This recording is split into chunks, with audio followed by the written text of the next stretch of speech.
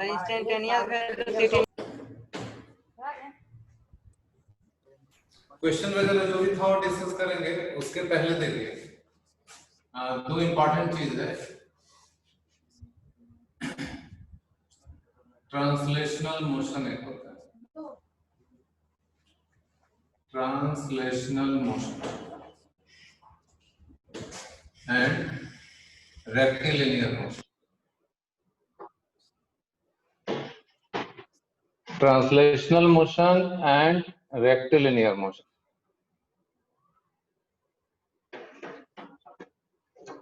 पहले हम लोग को ये समझना है कि what is translational motion and what is rectilinear motion. आप लोगों को ये वर्ड का जो साइज है इजिली विजिबल है या दिक्कत है? सर ठीक है सर, विजिबल है। Yes sir. ठीक है सर। आप में से मुझे कोई बताइए what do you mean by translational motion. आपके क्लास में कोई भी बच्चा बताए what is translational motion. Sir जो है ट्रांसलेटरी मोशन मींस टू और फ्रो करता है सर जिसमें पूरा बॉडी मूव करे sir. That is translational motion. And what is rectilinear motion? तो सर स्ट्रेट पाथ पे चलता है। यस सर, स्ट्रेट पाथ पे। Motion in straight line. Yes sir. Motion in straight line. Okay. और translational motion में फिर से बताइए। सर टू और फ्रो मोशन होता है सर इसमें।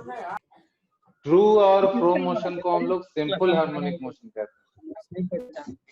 That is called simple harmonic motion. To and fro motion is called simple harmonic motion. तो ये नाम से ऐसा लगता है, रेक्टिलिनियर से तो बच्चे समझ जाते हैं कि रेक्टिलिनियर का मतलब है एक स्ट्रेट लाइन में शायद होता होगा। इससे ये वर्ड ऐसा है कि इससे सभी बच्चे गेस कर लें। लेकिन ट्रांसलेशनल मोशन जब तक आप पहली बार सुनेंगे नहीं, पढ़ेंगे नहीं, तब तक आपको क्लियर नहीं होगा। ठीक है, तो पहले मैं आपको बता दूं ट्रांसलेशनल मोशन क्या होता है। ट्रांसलेशनल मोशन का डेफिनेशन सभी को याद रखना है। अच्छा, स्मूथ कंडक्शन ऑफ क्लास के लिए जब भी आप बात करें अनम्यूट करिए और बात खत्म होते ही फिर म्यूट कर लीजिए। ठीक है, तो कुछ लोगों की आवाज अभी आ रही है, प्लीज म्यूट। और जब भी बात करना हो अनम्यूट करके हमसे बात करिए, तभी आपको क्लास वाला फील तभी आ सकता है। ठीक है, तो ट्रांसलेशनल मोशन समझिए क्या होता है। कुछ लोग, कोई एक दो आदमी अभी भी म्यूट नहीं किया है, म्यूट करिए उसको, तभी फायदा है, ताकि सबको क्लियर साउंड सुनाई पड़े। हाँ, अभी सारे लोग म्यूट हैं। ऑलराइट, ठीक है। तो ट्रांसलेशनल मोशन पहले समझते हैं। आप देखिए यहाँ पे मैं एक एग्जांपल ले रहा हूँ। This is, you can say कि जो डस्टर हम लोग यूज करते हैं क्लास में वो डस्टर है, लाइक दिस। ये जो डस्टर है ये मैं यूज कर रहा हूँ, ये डस्टर। तो समझ लीजिए कि ये डस्टर मैं यूज कर रहा हूँ अभी। Duster is the body. जो ये डस्टर है इसमें मैं दो तीन पॉइंट ले रहा हूँ, point A, point B, point C. I will take this 3 points. इसके अंदर मैंने 3 पॉइंट यहाँ पे दिखा दिया। दिस इज पॉइंट ए, यहाँ पे एक पॉइंट ले लिया, दिस इज पॉइंट बी, और यहाँ पे एक पॉइंट ले लिया, पॉइंट सी। और इसको कोऑर्डिनेट एक्सिस के ओरिजिन पे डाल दिया, इधर X axis, Y axis and Z axis. This is the origin, 0, 0, 0, ऐसा अपना। तो नॉर्मल जैसा होता है, we have taken a body, origin पे उसको सेट कर दिया है। In the coordinate system there are 3 points A B C taken on the given body. अब इस बॉडी को, ये डस्टर जो है, एक तो तरीका है, इस डस्टर को मैं स्ट्रेट लाइन में ऐसे मूव कराता हूँ, ऐसे, जो आप लोग जानते हैं रेक्टिलिनियर मोशन है। तो रेक्टिलिनियर मोशन बाद में हम लोग आएंगे उस पॉइंट पे। पहले आप समझिए translational motion. We can move this duster in this way. इसको ऊपर लेके गए, टेढ़े मेढ़े रास्ते से लेके जा रहे हैं, इधर उधर लेके जा रहे हैं कहीं। आप ये देखिए, मैं डस्टर को रोटेट नहीं कर रहा हूँ। खास बात ये है, इसको मैंने फिक्स रखा हुआ है। I am not rotating the duster. इसको एक टेढ़े मेढ़े रास्ते से ऐसे लेके जा रहे हैं, इस तरीके से लेके जा रहे हैं। तो उसी को समझना है आपको। अब आप ये देखिए, अगर इसको मैं किसी पर्टिकुलर वे में इस रास्ते से शिफ्ट कर रहा हूँ, ऐसा टेढ़ा मेढ़ा रास्ता से फाइनली यहाँ पे जाके रुक गया। ये डस्टर का पाथ दिखा रहा है। Finally duster is here, it is here. यहाँ पे जाके मैंने स्टॉप कर दिया विदाउट रोटेटिंग द डस्टर, मैंने इसको यहाँ पे ले जाके रोक दिया। ये फर्स्ट पॉइंट था, ये सेकंड पॉइंट, और सारा पॉइंट वही है। देखिए पॉइंट ए यहाँ था, इसको मैं ए डैश लिख रहा हूँ। पॉइंट बी यहाँ था, I am writing B dash, और पॉइंट सी यहाँ था, that is C dash. This is origin O, ये हो गया O dash. So without rotating the duster, उसको फर्स्ट पोजीशन से सेकंड पोजीशन पे जाके मैंने रोक दिया। अब आप सभी लोग क्लियरली देख सकते हैं, पॉइंट ए और ए डैश को अगर मैं ज्वाइन करता हूँ ऐसे एक स्ट्रेट लाइन से, तो ऐसा दिखेगा।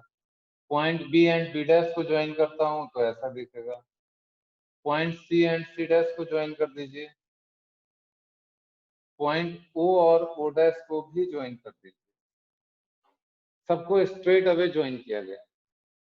ओ और ओ डैश का लाइन थोड़ा टेढ़ा हो गया, अदरवाइज ये भी एकदम स्ट्रेट है, ऐसा है। This is O dash.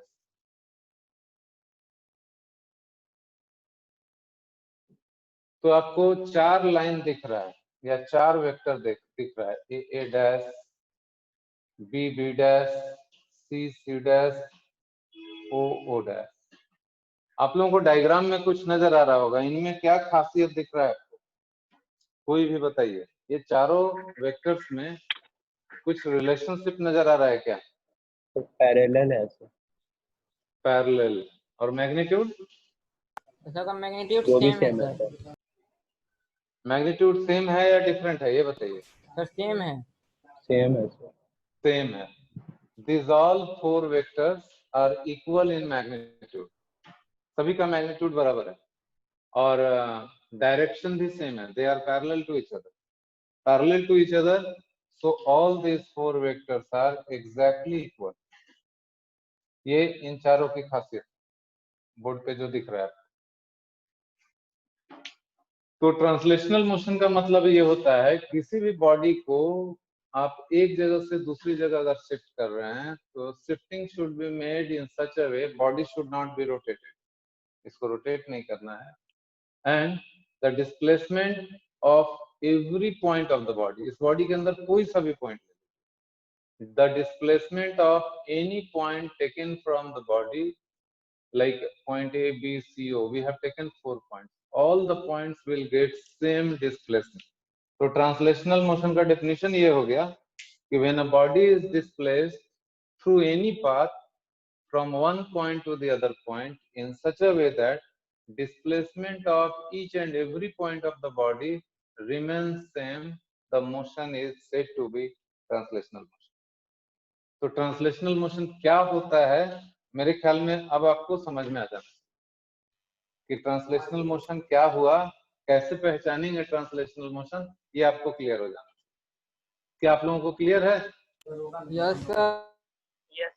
कोई भी स्टूडेंट या कोई भी आदमी आपसे पूछे कि ट्रांसलेशनल मोशन क्या होता है, तो सीधा बताना है कि एक बॉडी को दूसरी जगह अगर शिफ्ट करते हैं इस तरीके से कि सारे पॉइंट्स जो बॉडी के उसका डिस्प्लेसमेंट एक बराबर हो, ऑल द पॉइंट्स। देखिए पॉइंट ए का, पॉइंट बी का, पॉइंट सी का, पॉइंट ओ का, इस तरीके से हम लोग और भी पॉइंट्स ले सकते थे क्योंकि एक बॉडी के अंदर इनफाइनाइट नंबर ऑफ पॉइंट्स, तो सारे पॉइंट्स का डिस्प्लेसमेंट अगर एक बराबर हो जाए, the motion is called translational motion. ये जो हेडिंग दिया, तो ट्रांसलेशनल मोशन क्या होता है समझ में आ गया? ये बिल्कुल याद रखना है, ऑब्जेक्टिव में कई बार ये क्वेश्चन पूछा गया है एग्जाम्स में, IIT JEE, और इसी का स्पेशल केस है रेक्टिलिनियर मोशन।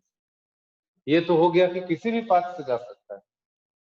अगर आपके पास रजनी खालिडे बुक है तो आज आप चाहिए तो उसका फर्स्ट पेज खोल के पढ़िए।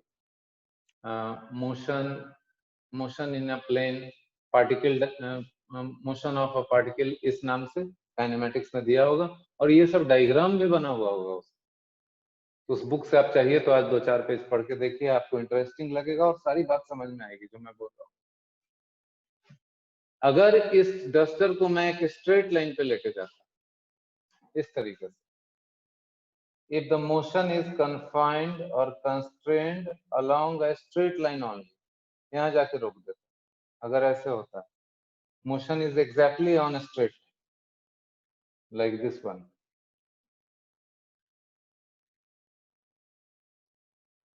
इधर x एक्सिस है, इधर y एक्सिस है और इधर z एक्सिस। तो इसमें तो किसी भी बच्चे को डाउट नहीं होगा कि डिस्प्लेसमेंट इक्वल होगा कि नहीं। आप ये देखिए a डैश b डैश एकदम इक्वल होगा सारा, c dash and o dash all are equal. Displacement distance equal होगा, मैग्नीट्यूड भी डायरेक्शन भी, चाहे ये केस हो या ये केस। तो जब इस मोशन को, डस्टर को जो डिस्प्लेस किया इस रास्ते से, this is the path, this is path of the body, path of the body. तो अगर डिस्प्लेसमेंट जो है पार्टिकल का एकदम एक ही लाइन के अलोंग, जैसे यहां दिख रहा है, तो इसका नाम हो जाता है रेक्टिलिनियर मोशन। समझ में आ गया? तो 3 डायमेंशनल स्पेस में किधर भी बॉडी को ले जाइए, such that displacement becomes equal, it is translation. और स्ट्रेट लाइन में ले जाइए तो इट इज रेक्टिलिनियर। क्लियर हो गया? Yes sir. किसी को इन दोनों को समझने में कहीं पे भी दिक्कत आ रही है तो अभी बताइए। एनीबॉडी? कुछ confusion? If there is no confusion, अगला स्टेप पे जाएंगे हम लोग। Yes sir. ठीक है, इसको इरेज कर दिया जाए ना। अगला टॉपिक जो हम लोग डिस्कस करने वाले हैं वो आपने 9th क्लास में पढ़ा हुआ है, और एक ग्राफ का यूज करके आप लोग वो सब करते थे। वो क्या है topic? Motion under constant acceleration. जो काइनेमैटिक्स में एक शुरुआत में मैंने आपको एक क्वेश्चन दिया था, a car is moving and driver of the car applies brake. वो क्वेश्चन याद आया? Yes sir. Yes sir. हाँ, तो मोशन अंडर कांस्टेंट एक्सेलरेशन का ही था ना। तो अभी हम लोग डिस्कस कर रहे हैं motion under constant acceleration, motion under constant acceleration.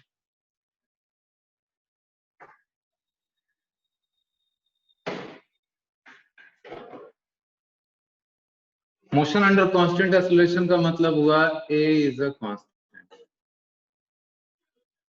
Acceleration of the body is a and a is a constant. ये जो मैंने लिखा है एक्सेलरेशन a इज कांस्टेंट, ये इंस्टेंटेनियस हुआ या एवरेज हुआ, ये बताइए। इंस्टेंटेनियस। इंस्टेंटेनियस एक्सेलरेशन हुआ या एवरेज एक्सेलरेशन हुआ, बताइए जल्दी से। इंस्टेंटेनियस हुआ सर। इंस्टेंटेनियस हुआ, राइट। एवरेज जब भी रहेगा तो क्लियरली लिखा हुआ रहेगा एवरेज एक्सेलरेशन, और otherwise it is instantaneous acceleration. तो किसी को इसमें डाउट नहीं है। तो आपने जो 3-4 इक्वेशन पढ़े हैं 9th क्लास में, 3 इक्वेशन पढ़े हैं, अब 11th क्लास में आ गए तो 4 इक्वेशन हो गए। तो जो चारों इक्वेशन है इसी से चारों इक्वेशन आ जाएगा, तो हम लोग उसी का डेरिवेशन करने जा रहे हैं। तो ये a को हम लोग लिखते हैं acceleration a is constant, so dv by dt is a constant. ऐसा हो गया। वेक्टर के फॉर्म में भी आगे बढ़ सकते हैं और स्केलर फॉर्म में भी आगे बढ़ सकते हैं। तो पहले सर थोड़ा बड़ा बड़ा लिखिए ना। और बड़ा बड़ा लिखें, ठीक है। वेक्टर फॉर्म में एक्सेलरेशन इज कांस्टेंट, और उसी को dv by dt भी लिख सकते हैं, और स्केलर फॉर्म में लिख के आप आगे बढ़ना चाहें तो ऐसे भी लिख सकते हैं। दोनों में से आप कोई भी फॉर्म में आगे बढ़ा जा सकता है, देयर इज नो प्रॉब्लम। अब ये dv by dt है, इसको अगर क्रॉस मल्टीप्लाई किया जाए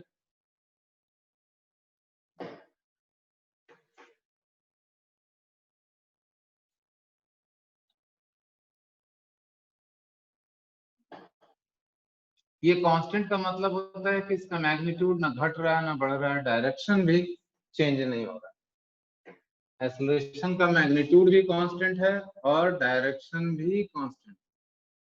आप ये देखिए, इसको ऐसा लिख सकते हैं हम लोग दो पार्ट में ब्रेक करके, dv equals a times dt, integrate both sides. Acceleration is a constant, इसलिए इसको मैंने इंटीग्रेशन से बाहर कर दिया। देखिए अब t इक्वल्स 0 से लेके t इक्वल्स t तक इंटीग्रेशन करेंगे हम। एट t इक्वल्स 0 ये है dv, यानी वेलोसिटी का छोटा सा हिस्सा dv। तो t इक्वल 0 पे इनिशियल स्पीड आप u मान लीजिए, after time t speed v मान लीजिए। हम लोग मान रहे हैं u equals initial speed, initial velocity का वेक्टर u कर दीजिए। This is initial velocity of the particle.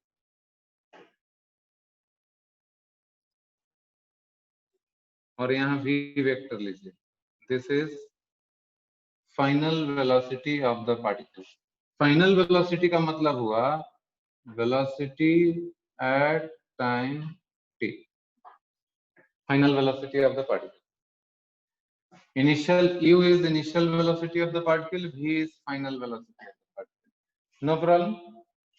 और इसका इंटीग्रेशन आप सभी लोग जानते हैं, dv का इंटीग्रल v हो जाता है और लिमिट डाल दीजिए u से v तक a, और dt का इंटीग्रल t हो गया 0 to t। लिमिट भी आप लगाना जानते हैं, first we will insert upper limit then lower limit, so it is v minus u and right side is a into t minus 0. So final equation is v equals u plus at। सारा step सारे लोग देखिए, किसी जगह पे कोई दिक्कत है तो you see all the steps. This is the final expression, v equals u plus at।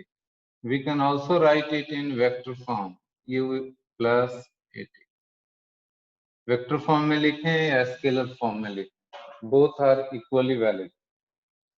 तो 9th क्लास में आपने ये पढ़ा था, you have derived it with the help of a graph. अभी हम लोग कैलकुलस के हेल्प से चल रहे हैं, इसको डेरिवेशन किया। सिमिलरली सब में वेक्टर साइन लगाते तो ये आता।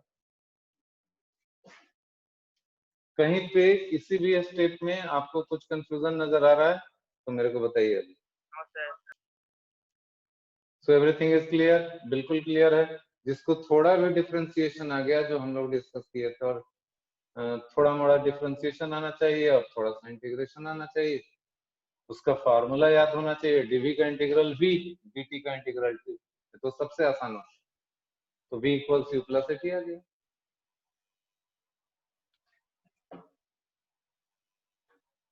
This is the first expression, ये पहला केस हुआ।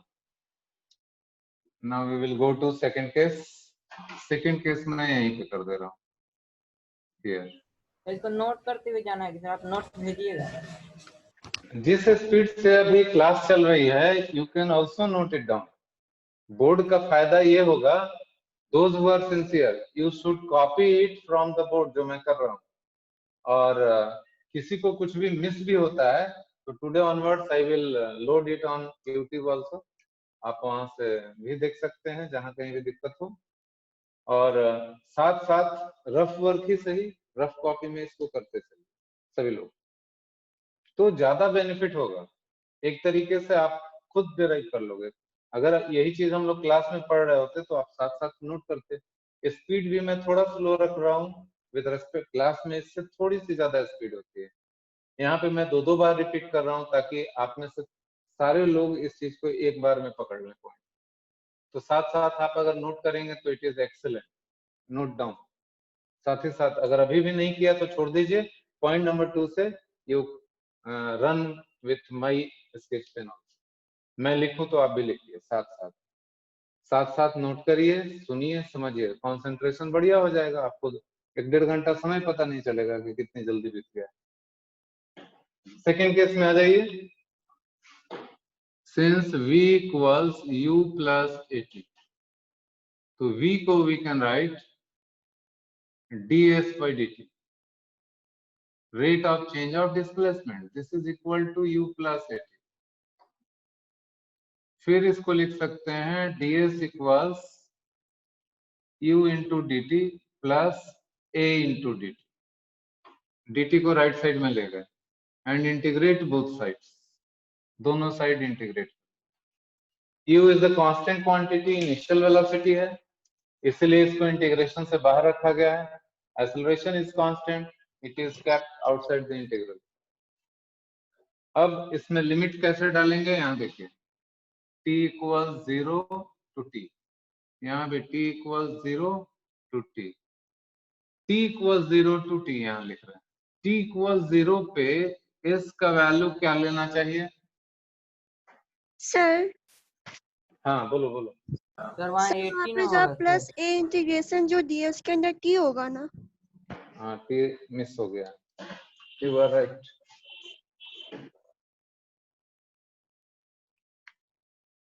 बिल्कुल, जहां कहीं भी मिस्टेक नजर आए तुरंत बताइए, जैसे अभी आप लोगों ने पॉइंट आउट किया, वेरी गुड। TDT ये शो करता है कि you people are concentrating what is going on. जो अगर कंसंट्रेट नहीं करेंगे तो कोई पॉइंट मिस हो गया तो मिस होता चला जाएगा। अब आप लोग यहाँ पे बताइए इस का value what should I take, 0 और something else? 0 and s. 0 sir, 9th class में जो आपने इक्वेशन पढ़ा था s equals ut plus half t square, ऐसा पढ़ा था। अभी मैं यहाँ ds को इंटीग्रेट करूंगा तो s आ जाएगा। t इक्वल 0 बताता है initial time, initial moment. t equal 0 पे पार्टिकल ओरिजिन पे हो भी सकता है, नहीं भी हो सकता। नहीं, at t equal 0 particle origin पे ही रहेगा हमेशा, इसकी कोई गारंटी नहीं है ना। Whenever t equals 0, जब हम लोगों ने देखना चालू किया पार्टिकल का मोशन, तो particle is starting from origin, ये कोई जरूरी नहीं है ना। पार्टिकल हमेशा ओरिजिन से ही स्टार्ट होगा, ये कोई जरूरी नहीं है।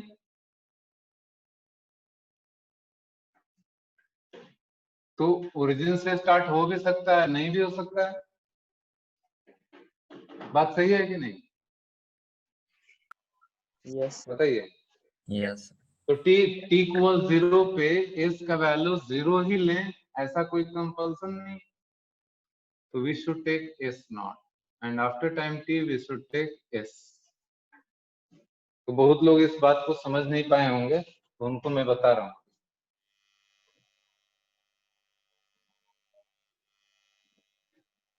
देखिए यहाँ पे s नॉट क्या बता रहा है, s not indicates initial position of particle from origin, from origin. इसका मीनिंग ये हुआ कि t इक्वल 0 पे पार्टिकल ओरिजिन को क्रॉस ही कर रहा हो या ओरिजिन पे ही हो, कोई जरूरी नहीं। ओरिजिन से 3 मीटर की दूरी पे भी हो सकता है। जैसे कई बार क्वेश्चन में लिखा रहता है कि at t equal 0 particle start from a point x equals 2 metre, मतलब x इक्वल्स 2 मीटर से पार्टिकल ने चलना चालू किया, इसका यही मतलब हुआ। और s बता रहा है position of particle, position of the particle after time t, t time के बाद पार्टिकल का क्या पोजीशन है ये बताता है, position of the particle after time t। आप लोग s नॉट और s जो मैंने समझाया उससे कन्विंस्ड हैं कि कुछ कंफ्यूजन है? क्लियर है या कोई दिक्कत है? clear है sir, क्लियर, यस सर। किसी को प्रॉब्लम नहीं है, ठीक है। एस नॉट क्या बता रहा है, जैसे मैंने आपको ये समझाया कि suppose particle is moving along x axis और हम लोग यहाँ पे ओरिजिन पे खड़े हैं और देख रहे हैं पार्टिकल यहाँ से स्टार्ट हुआ है, इस पॉइंट पी से, इस पॉइंट पी से पार्टिकल चलना चालू किया और इसका ये डिस्टेंस जो है दैट इज 2 मीटर। तो t इक्वल 0 पे एस नॉट 0 नहीं हुआ ना, एस नॉट यहाँ पे t इक्वल 0 पे यहाँ से पार्टिकल चलना चालू किया तो एस नॉट क्या लेंगे, 2 मीटर। अगर लिख दिया कि particle was initially at the origin, तब ओरिजिन लेंगे, S0 0 लेंगे। अगर नहीं लिखा, कहीं और लिख दिया तो लाइक दिस, जैसे मैंने यहाँ वैल्यू लिखा वैसे लेना पड़ेगा। सही है? Yes sir. Yes sir. Okay, तो अब इसको इंटीग्रेट करने के बाद इक्वेशन आ जाएगा S, लिमिट होगा S0 to S, that is equal to U T 0 to T plus A into T square by 2 0 to T। अब इसमें आप लोग लिमिट डाल के फाइनल इक्वेशन जरा निकालिए, मेरे से पहले करिए।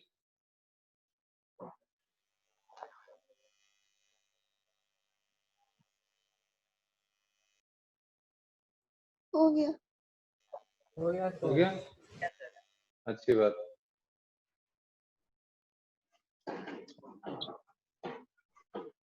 तो ये हो गया S minus S0, this is U into T minus 0 plus A by 2 T square minus 0। So final expression is S equals S0 plus S0 plus UT plus half AT square। तो एक एक्स्ट्रा टर्म आ रहा है। I think everybody got this equation. सभी लोगों का ये equation आ चुका है। S equals S0 plus UT plus half AT square। If we write in vector Yes, sir. form, Yes, sir. ठीक है, S equals S0 plus UT plus half AT square, ऐसा हो गया एक्सप्रेशन। तो ये स्केलर फॉर्म है, सबके ऊपर वेक्टर साइन डाल दीजिए, वेक्टर फॉर्म हो गया। इसके बाद इसमें आप सभी को पता है कि एक एक वेक्टर इक्वेशन के अंदर तीन तीन स्केलर इक्वेशन होता है। One vector equation is equivalent to 3 scalar equation. Everybody knows, इसमें किसी को दिक्कत नहीं है समझने में।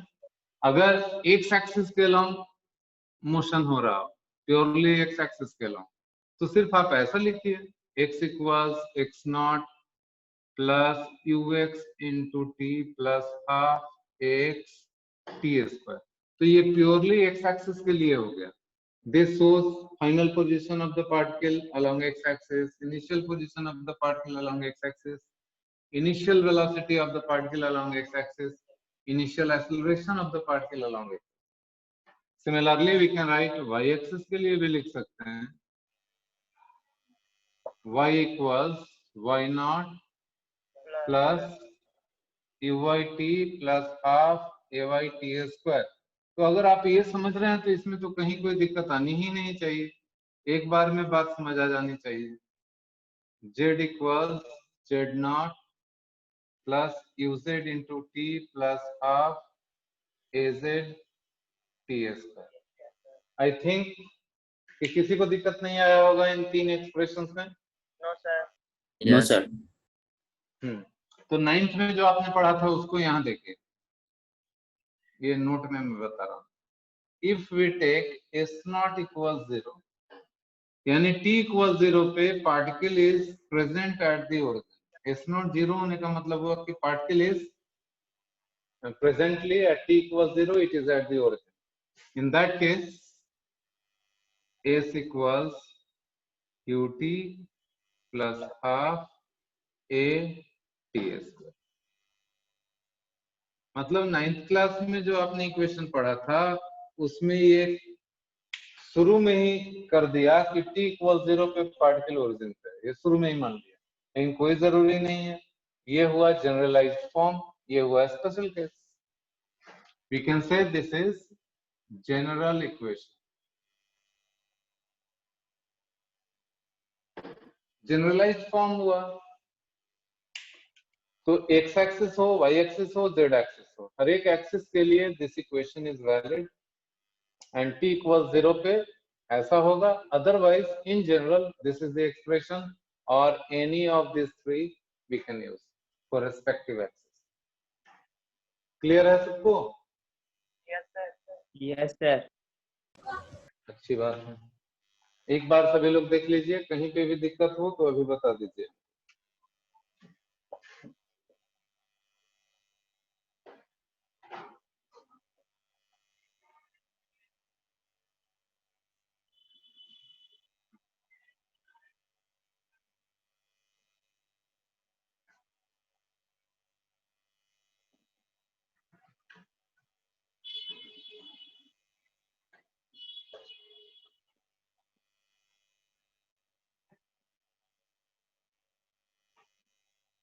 कौन सा इक्वेशन छूट रहा है जो 9th क्लास में आपने पढ़ा था? v square equal to u square minus 2a plus 2a 2as is equal minus to b square minus minus था कि प्लस था? plus 2a plus 2a 2s। Plus 2s, right. v square equals u square plus 2s, ऐसा एक equation था जो इसी से आ जाएगा। देखिए एक्सेलरेशन तो कांस्टेंट है जो हम लोगों ने लिखा dv बाई dt। इस थर्ड पॉइंट, ये सेकंड था, पहला था v equals u plus 80, second ये हुआ, और थर्ड अभी करना है v square equals u square plus 2s, तीसरा इक्वेशन। तो acceleration a equals dv by dt। इसको क्या कर सकते हैं, किसी का नॉइज आ रहा है उसको म्यूट करिए। चेन रूल लगा के we can write it in this form. देखिए तो चेन रूल लगाया मैंने, dv by ds equals ds by dt कर दिया उसको, कोई प्रॉब्लम नहीं है इसमें। a equals dv by ds and ds by dt। ds by dt का मतलब rate of change of displacement का मतलब क्या? वेलोसिटी। yes sir तो एक्सेलरेशन को dv बाई dt भी लिख सकते हैं और dv by ds into ds by dt भी लिख सकते हैं। इसका मतलब हुआ acceleration a equals dv by ds into इसकी जगह पे वी कैन रिप्लेस v। तो एक्सेलरेशन dv बाई dt भी होता है और v dv बाई ds भी। तो now onwards you people remember this formula. Acceleration का जब जरूरत हो टाइम के साथ तो ये एक्सप्रेशन यूज करिए, डिस्प्लेसमेंट के साथ जब जरूरत हो then you can use this expression v dv by ds। जब भी आपको टाइम से रिलेटेड इक्वेशन चाहिए, एक्सेलरेशन, वेलोसिटी और टाइम में रिलेशन चाहिए, तो आप इस एक्सप्रेशन का इस्तेमाल करिए। और जब कभी आपको वेलोसिटी और डिस्प्लेसमेंट में रिलेशन चाहिए, यूज दिस एक्सप्रेशन। तो मेरे ख्याल में इससे ये कैसे आया ये समझने में किसी को दिक्कत नहीं हो, सही है? yes sir तो इसका इस्तेमाल हम लोग कर चुके हैं, इसका इस्तेमाल करके हम लोग प्रूव कर चुके हैं v इक्वल्स u प्लस। अब इन दोनों का इस्तेमाल करेंगे तो जो एक्सप्रेशन आपको चाहिए वो आ जाएगा।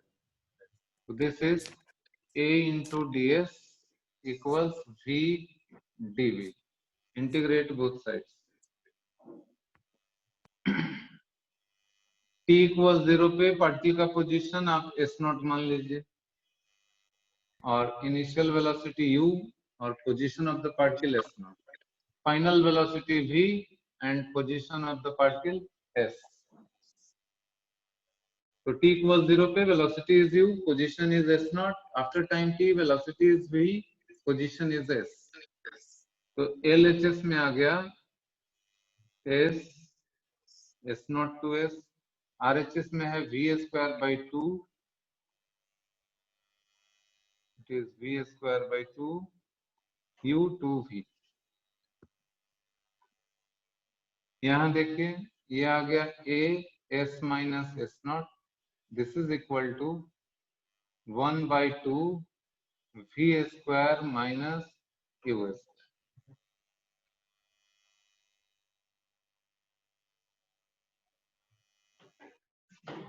अब इसको रीअरेंज करेंगे अगर आप, अच्छा ये देखिए एक्सप्रेशन ये है a into s minus s naught equals v square by 2 minus q square. 2 को इधर लाएं तो आ रहा है expression v square equals q square plus 2 a s minus S.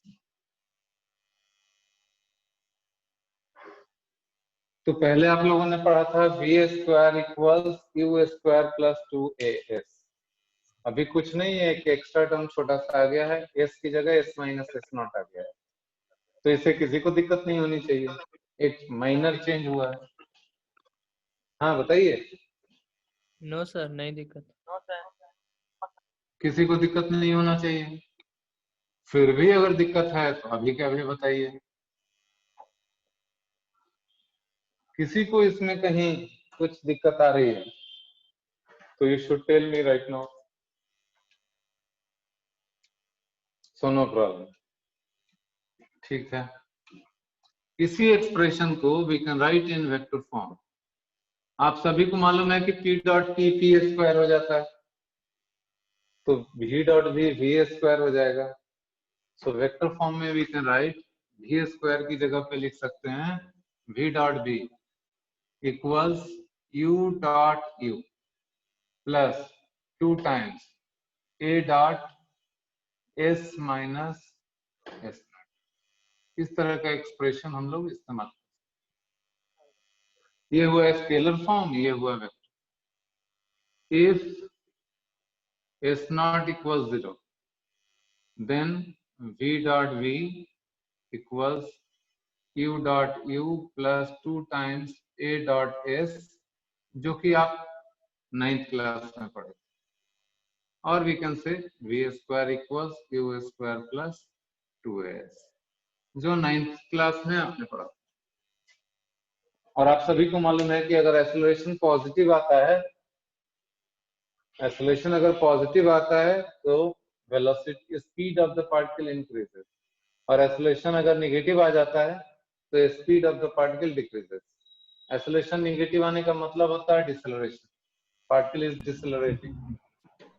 और इससे इस इक्वेशन में भी 3 हिडन एक्सप्रेशंस हैं, that is v square equals v x square equals q x square plus 2 into x x minus x not.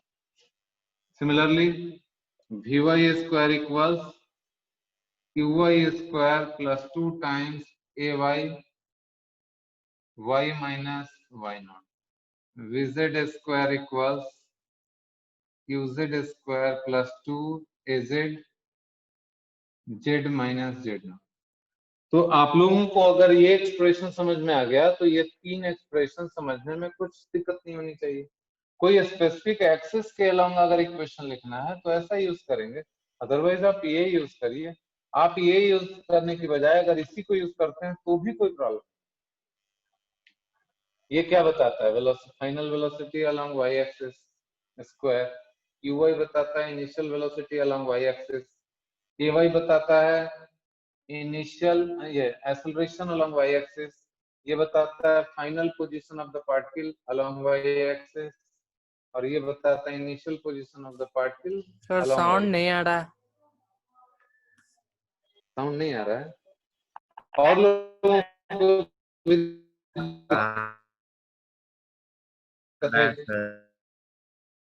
Problem होगा जिनको नहीं आ रहा साउंड, नेटवर्क का होगा दिक्कत। क्योंकि अभी हम लोगों ने यहाँ जो इंतजाम किया है वो इस तरीके से किया है कि बोर्ड का पढ़ाई हो और बच्चों को लगे कि क्लास में ही पढ़ रहे हैं। और जो स्पीकर भी हम लोग यूज कर रहे हैं ऐसा यूज कर रहे हैं कि as clear as possible sound आप तक पहुंचे। तो पहले के मुकाबले अब साउंड की क्लैरिटी में जरूर आपको इनहांसमेंट मिल रहा होगा, थोड़ा अच्छा साउंड मिल रहा होगा। कुछ फर्क है पिछले वीक के? फर्क है। और आज से ही आपको वीडियो ऑडियो सब जैसे केमिस्ट्री में सर डालते थे उस तरीके से हम लोग फिजिक्स में भी डालना चालू कर देंगे, फिर मैथ्स में भी चालू कर देंगे, ताकि किसी का भी रह जाए तो कहीं से भी, मान लीजिए 10 मिनट का पोर्शन छूट गया या 10 मिनट हमें डिस्टरबेंस हुआ तो हम 10 मिनट उसमें डाउनलोड करके देख लेंगे या यूट्यूब पे जाके सीधे देख लेंगे 10 मिनट। तो ये ज्यादा इजी हो जाएगा आपके लिए पढ़ना। तो ये एक्सप्रेशंस में किसी को अब दिक्कत नहीं है, नो प्रॉब्लम एट ऑल। किसी को समस्या नहीं है? हाँ सर। चलिए ठीक है। अब ये 3 एक्सप्रेशन आप पढ़ चुके, एक चौथा एक्सप्रेशन भी वो भी बता देते हैं। देन इन सब का इस्तेमाल करेंगे न्यूमेरिकल्स में ताकि प्रैक्टिस हो जाए। वैसे ये इक्वेशन में जो भी बच्चे सिंसियर रहे हैं 9th 10th में, उनको ये एक्सप्रेशंस यूज करना अच्छे तरीके से, लेकिन अब 11th क्लास में भी इसका इस्तेमाल बहुत बार होगा। इसलिए आपको अगर 9th में कम प्रैक्टिस हुई या ज्यादा प्रैक्टिस हुई उससे मतलब नहीं है, अब 11th क्लास के हिसाब से प्रैक्टिस करना जरूरी है। चौथा एक्सप्रेशन क्या है? That is displacement of particle in nth second. nth second का मतलब होता है किसी पर्टिकुलर सेकेंड में, जैसे कोई पार्टिकल जो है t = 0 से स्टार्ट किया और अगला 10 सेकेंड तक वो लगातार मोशन में कोई पार्टिकल, आपको बोला गया displacement of the particle in nth second. आपसे अगर ये पूछा जाए कि find the displacement of the particle in 5th second, 5th second का मतलब हुआ कि जैसे ही चौथा सेकेंड खत्म हुआ, जैसे ही चौथा सेकेंड एंड होता है 5वां सेकेंड स्टार्ट होता है, और जैसे ही 5वां सेकेंड एंड होता है 6ठा सेकेंड स्टार्ट होता है। तो 4 के बाद और 6 के पहले ये जो पूरा ड्यूरेशन दैट इज 1 सेकेंड, और वो 5th सेकेंड होगा। तो nth सेकेंड का मतलब होता है किसी पर्टिकुलर एक सेकेंड में पार्टिकल की कितनी डिस्प्लेसमेंट हुई, ये आप बताइए। तो हम लोग क्या करेंगे, देखिए, लेट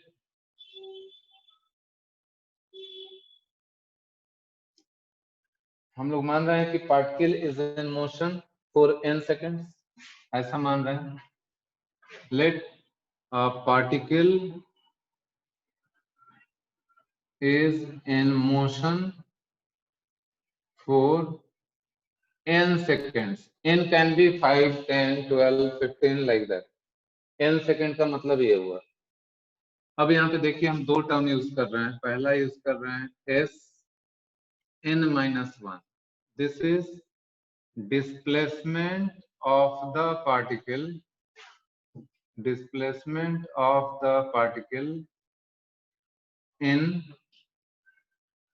n-1 सेकेंड। t = 0 से पार्टिकल चलना चालू किया और n-1 सेकेंड में कितना डिस्प्लेस हुआ, दैट इज sn1, sn-1। और sn यूज कर रहे हैं displacement of the particle in n seconds. n-1 second में जो पार्टिकल का डिस्प्लेसमेंट हुआ ये है, n सेकेंड में जो पार्टिकल का डिस्प्लेसमेंट हुआ वो sn है, ये n सेकेंड में, ये sn-1 सेकेंड। इसमें से इस एक्सप्रेशन को माइनस कर दिया जाए तो लास्ट सेकेंड में nth सेकेंड में कितना डिस्प्लेसमेंट हुआ ये पता चल जाएगा। n सेकेंड में जो पार्टिकल का डिस्प्लेसमेंट है वो sn, n-1 में इतना, इसमें से इसको घटाने बोल रहा हूं मैं। तो अगर माइनस करेंगे तो nth सेकेंड में डिस्प्लेसमेंट आ जाना चाहिए। हाँ, तो इन दोनों एक्सप्रेशन को देखिए, हम लोग यूज करेंगे s = ut + ½ sn-1 क्या होगा, s0 प्लस ut। t की जगह क्या लेंगे, t की जगह क्या लेना चाहिए, टाइम कितना लेना चाहिए, n टाइम कितना, n-1 n और n-1, n-1 -1 sir. sn-1 = s plus ut plus half a t²। देखिए t की जगह पे यहाँ क्या लिया गया है, इस पे ध्यान दीजिए, आप फॉलो कर पा रहे हैं कि नहीं कर पा रहे। Yes sir. देन और sn = ये हो गया s0 प्लस u। अब टाइम कितना लिया जाए,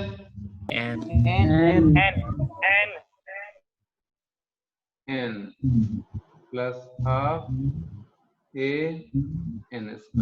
तो दोनों एक्सप्रेशन सभी लोगों को क्लियर है? Yes. देखिए n सेकंड अलग होता है और nth सेकंड नॉइज आ रहा है, अनम्यूट करिए, म्यूट करिए सभी लोग। यहाँ देखिए n सेकंड इज डिफरेंट, ये जो लिखा हुआ है, और यहाँ लिखा है nth सेकंड, ये दोनों अलग अलग चीज है, ये समझते हैं आप लोग या नहीं? आई होप सारे लोग समझते होंगे n second and nth second both are different. Yes, sir. Yes sir. Yes sir. अच्छी बात है, ठीक है। तो Sn में से Sn-1 को माइनस कर दिया जाए तो ये हो जाएगा displacement of particle in nth second. nth second हुआ लास्ट सेकेंड, और इस क्वांटिटी को मैं लिखने जा रहा हूं एस कैपिटल एन लिख रहा हूं मैं। देखिए ये स्मॉल एन है, ये कैपिटल एन मैंने लिखा है। Sn n सेकेंड में डिस्प्लेसमेंट, ये n-1 सेकेंड में डिस्प्लेसमेंट, सब्ट्रैक्ट कर दिया तो डिस्प्लेसमेंट इन लास्ट सेकेंड यानी nth सेकेंड आ गया। आप सभी लोग इस पूरे एक्सप्रेशन में से इस पूरे एक्सप्रेशन को माइनस करिए और देखिए क्या आता है, फटाफट करिए। Hardly it will take 30 second time, फटाफट करिए। तो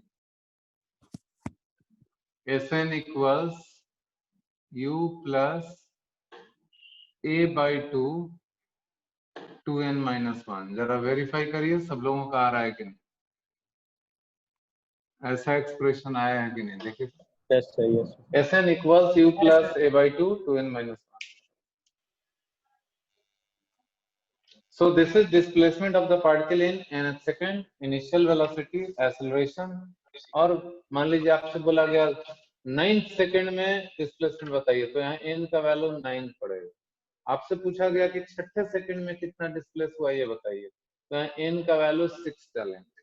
इस तरीके से प्रॉब्लम सॉल्व होता है, प्रॉब्लम में जब यूज करेंगे आप। किसी को ये एक्सप्रेशन आने में अगर दिक्कत है तो बताइए कैसे आया। इस फॉर्मूले से आया। Sn कैसे आया, Sn इक्वल्स Sn में से Sn-1 को घटाना था, यानी ऐसा लिखना S0 plus u n plus half a n square. इस पूरे में से इस क्वांटिटी को घटाना था, this one, that is S0 plus u into n-1 plus half a n-1 square. इसमें से इसको घटाना था, ये देखिए S0 पहले ही कैंसिल हो गया, un कैंसिल हो गया। थोड़ा इसको सिंप्लीफाई कर लीजिए, एग्जैक्टली दिस एक्सप्रेशन तुरंत आ जाए।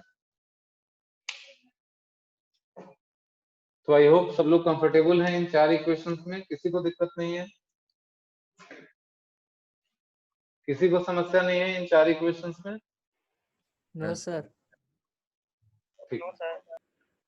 अब ये चार एक्सप्रेशन आप पढ़ चुके, इसको जरा इस्तेमाल करके देखते हैं एक दो केसेस में, आप लोग कैसा आंसर निकालते हैं और कितना सही और कितना जल्दी निकालते हैं। ये समझ आ गया तो अब इसमें हम लोग एक दो क्वेश्चन कर लेंगे।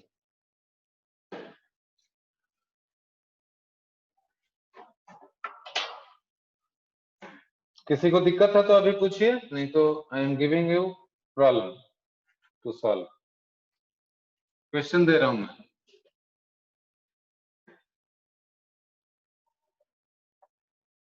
लिखिए question. A vehicle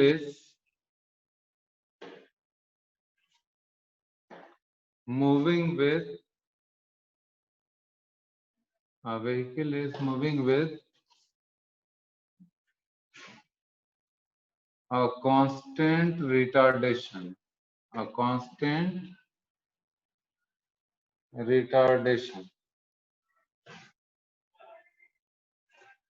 and travels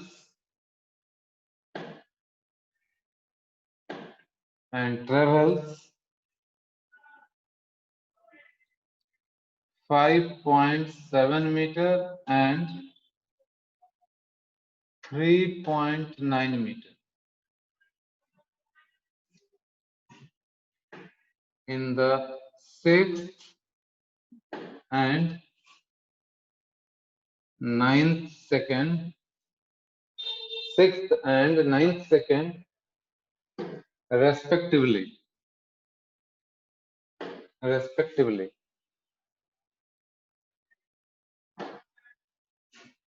Find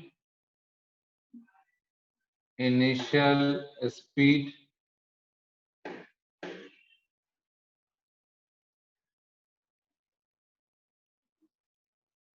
retardation and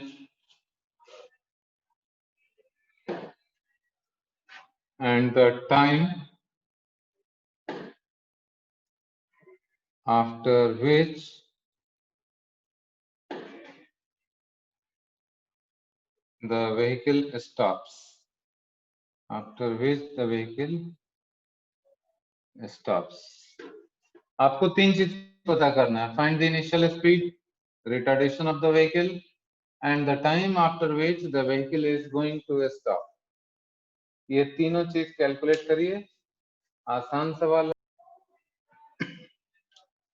देखिए प्रॉब्लम जैसे दिया है 6 सेकंड में 9 सेकंड में डिस्प्लेसमेंट मेंशन है, तो ऑब्वियसली एग्जैक्टली इसी एक्सप्रेशन की तो बात हो रही है. तो सीधा सीधा लिखेंगे हम लोग. सिंस 5.7 इक्वल्स, देखिए यहाँ लिखा है 6 सेकंड में displacement is 5.7 metre and 9 second में डिस्प्लेसमेंट इज 3.9 मीटर. तो सीधा ये इसकी वैल्यू दे रखी है तो दो बार आप ये एक्सप्रेशन यूज करो.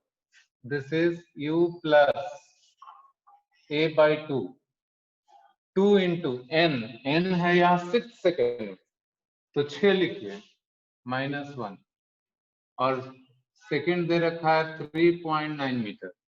दिस वन ये दिया है 9 सेकेंड, तो यहाँ 9 लीजिए. u plus a by 2 into 9 -1. अब इसको थोड़ा सिंप्लीफाई करेंगे तो 5.7 equals u plus a by 2 और ये है 12 माइनस 1 इंटू 11 और सेकेंड एक्सप्रेशन है 3.9 equals u plus a by 2 and this is 18 minus 1 so 17. ये दो एक्सप्रेशन है. These are two simultaneous equations. आप इन दोनों को सॉल्व कर सकते हैं. u और a दो unknown. By solving these two expressions, we can get the values of u and a. I hope u का वैल्यू 9 मीटर पर सेकेंड और a का वैल्यू -0.6 मीटर पर सेकेंड स्क्वायर आप लोगों का आ गया होगा. u का वैल्यू 9 मीटर पर सेकेंड. सर मेरा भी इतना a ही का आया था वैल्यू. सर. हाँ तो फिर लिखे क्यों नहीं? तो लिखे थे सर, आपने आप तो गलती का है सर. 3/5 मीटर लिखे हो. पर 3/5 सेकंड. मीटर पर सेकेंड स्क्वायर. अच्छा तुमने एक्सेलरेशन लिखा है. Right right. हाँ करेक्ट है करेक्ट. सही है सही है. तो u का वैल्यू 9, a आ गया -0.6. माइनस आने का मतलब है कि रिटार्डेशन नहीं. अब ये दो चीज पहले पूछा गया था. यहाँ देखिए इनिशियल स्पीड एंड रिटार्डेशन, ये दोनों चीज आ गई. अब ये टाइम निकालना है. सीधा आप यूज करिए v equals u plus 8. Now use this expression. Final velocity 0 होना है. इनिशियल 9 है. एक्सेलरेशन 6/10 है इंटू t. तो t हो गया, एक्सेलरेशन नेगेटिव है ना, सो -6/10.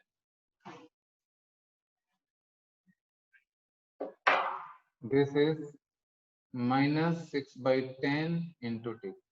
तो टाइम आ जाएगा 90/6. 15 seconds. So 15 second. This is the answer. तो प्रॉब्लम बहुत आसान है. ये 9th क्लास का बच्चा भी कर सकता है जिसको ये इक्वेशन मालूम है. 9th में शायद ये इक्वेशन नहीं पढ़ाया जाता, या पढ़ते हैं आप लोग No sir. 10th में? तो इस इक्वेशन के ऊपर बेस्ड था ये क्वेश्चन. सब लोगों को समझ आ गया होगा. इसमें किसी को कहीं पे कुछ बात करनी है, बतानी है बात या डाउट है तो बोलिए अभी, नहीं तो आपको इसी टाइप का मैं दूसरा क्वेश्चन देता हूँ। 4 इक्वेशन आपने पढ़ रखे हैं, उसका इस्तेमाल होगा। किसी को इस प्रॉब्लम में कुछ डाउट तो please point out, No, sir. नहीं तो वी विल मूव टू चलिए सेकंड क्वेश्चन पे चलते हैं। Yes sir.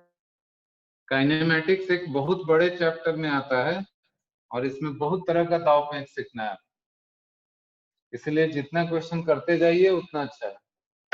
और एससी वर्मा का जो क्वेश्चन है प्रोजेक्टाइल को छोड़ के, ये 4 इक्वेशन आपने पढ़ लिए, अब सारे क्वेश्चन प्रोजेक्टाइल छोड़ के सारे क्वेश्चन सर आपको करना होमवर्क है। दिया था सर प्रोजेक्टाइल बनाने को। उसमें कुछ डाउट है या नहीं?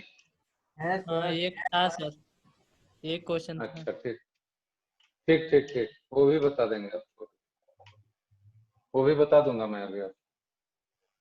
तो पहले एक क्वेश्चन और करिए आसान, फिर आपका एक ही 2 डाउट है तो मैं अभी बता दूंगा।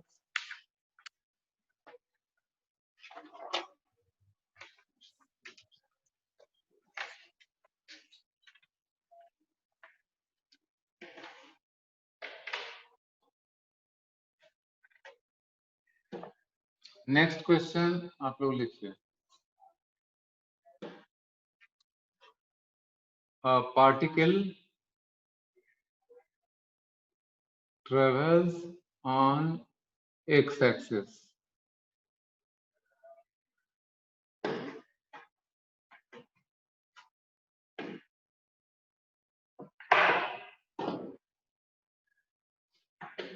A particle travels on x-axis such that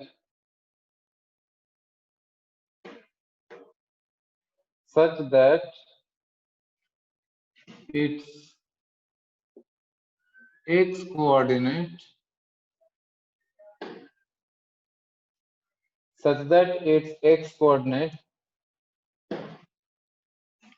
changes with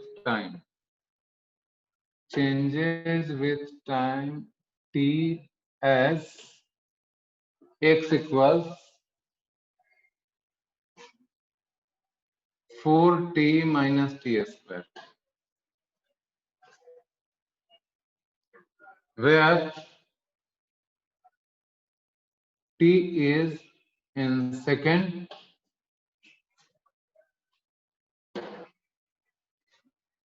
and x is in meter. Find first part.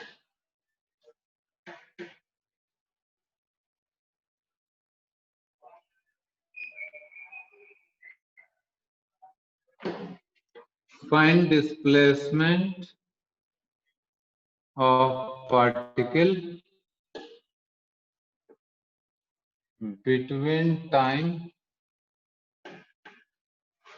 t equals 1 second and 2 second. 1 second और 2 सेकेंड के बीच में कितना डिस्प्लेसमेंट है ये बताना है। सेकेंड पार्ट में बताना है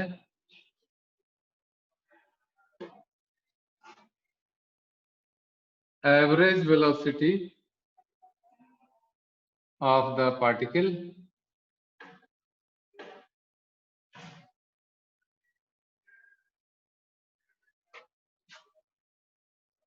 during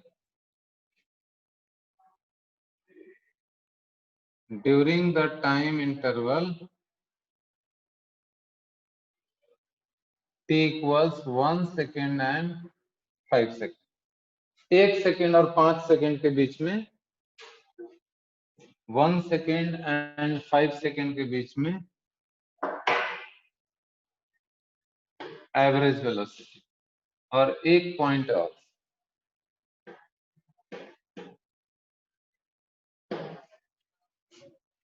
the position of the particle, the position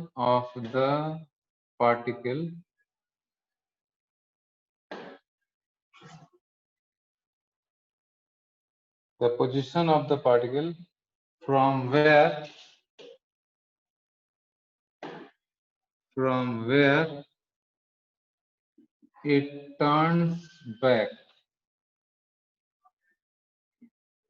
किस जगह पे जाके रुक के वापस आना चालू करता है, दैट इज द पॉइंट जो कि सी में पता करना है। ये तीनों चीज कैलकुलेट करिए आप लोग, calculate this three.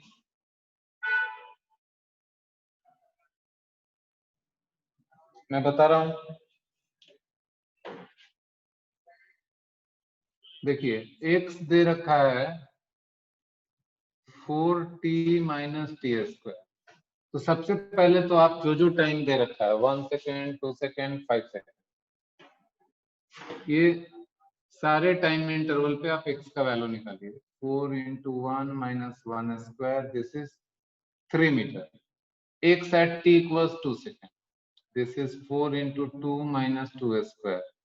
So 8 minus 4, 4 meter. And x at t equals 5 seconds. So 4 into 5 minus 25. 20 minus 25 minus 5 meter. Displacement होता है final position minus initial position, ये हम लोग पढ़ चुके हैं in the beginning of kinematics, ये हम लोग डिस्कस कर चुके हैं। तो 1 सेकेंड और 2 सेकेंड के बीच में, between 1 second and 2 second displacement हो जाएगा x at 2 second minus x at 1 second. 2 second पे x है 4 मीटर और 1 सेकेंड पे x है 3 metre. So displacement is only 1 metre. देखिए, and between 1 second and 5 second, यहाँ पे देखिए delta x equals x at 5 second minus x at 1 second. 5 second पे ये है -5 final, minus x at 1 second है 3 मीटर। तो -5 minus 3, दिस इज -8 मीटर। तो 2 सेकेंड, 1 सेकेंड और 2 सेकेंड के बीच में डिस्प्लेसमेंट है 1 मीटर। 1 सेकेंड और 5 सेकेंड के बीच में डिस्प्लेसमेंट है -8 मीटर। तो पहला पार्ट में आपसे पूछा गया 1 सेकेंड एंड 2 सेकेंड, तो पार्ट ए का आंसर ये हो गया। पार्ट बी में पूछा गया है एवरेज वेलोसिटी, तो पार्ट बी में देखिए आपको एवरेज वेलोसिटी होता है डिस्प्लेसमेंट अपॉन टाइम। डिस्प्लेसमेंट हो गया -8 और टाइम हो गया 5 minus 1, 4, तो इट इज -2 मीटर पर सेकेंड। सर 2 मीटर पर सेकंड भेजे थे सर। -2 नहीं भेजे ना, display velocity can be positive, negative और 0, तो पूरा लिखना होगा। अच्छा, और कब ये टर्न बैक होगा वो भी बताना, turning back of the particle. तो इसको यहीं पे मैं बता दे रहा हूँ, सी सॉल्यूशन ऑफ सी। देखिए यहाँ पे वेलोसिटी कैसे निकलता है, dx by dt करने से नहीं, यस तो सर। इसको डिफरेंशिएट करना है। 4t को डिफरेंशिएट करेंगे तो 4 into 1 हो जाएगा, और t स्क्वायर को डिफरेंशिएट करेंगे तो 2t कितना आ जाएगा, 2t। 2t। ये हो गया वेलोसिटी। इसका मतलब है वेलोसिटी है 4 minus 2t। कहीं एक्स एक्सिस पे particle is moving along x axis, कहीं पे जाके इसका वेलोसिटी 0 होगा तब ना वापस आएगा। So when v equals 0, that means 4 minus 2t equals 0, therefore t equals 2 seconds। यानी 2 सेकेंड पे पार्टिकल जाके स्टॉप हो जाता है यहाँ, तो 2 सेकेंड पे पार्टिकल स्टॉप हो गया, तो टर्निंग पॉइंट वही हो गया। और 2 सेकेंड पे x का वैल्यू हम लोग निकाल चुके हैं, यानी सी पार्ट का आंसर क्या होना चाहिए, कहां से जाके टर्न होगा, 4 मीटर। इसका मतलब है कि particle moves along x axis और 4 मीटर यहाँ से ट्रेवल करने के बाद वो रुक जाता है और वहां से वापस आता है। आप लोग ये बात समझ पाए कि नहीं जो मैंने यहाँ पे बताया। डिस्प्लेसमेंट को डिफरेंशिएट करके वेलोसिटी निकाली गई, वेलोसिटी को 0 करके ये निकाला गया कि 2 सेकंड के बाद पार्टिकल रेस्ट में आ जाता है। और वहां से इट टर्न्स बैक। समझ पाए हैं कि नहीं समझ पाए हैं ये बताइए। Yes sir. सभी लोग समझ पाए या नहीं समझ पाए? यस सर, समझ गए। समझ गए। अब बताइए, अब अगले क्लास में इसके आगे कंटिन्यू करेंगे हम लोग। अब बताइए एचसी वर्मा से जो डाउट था वो बताइए।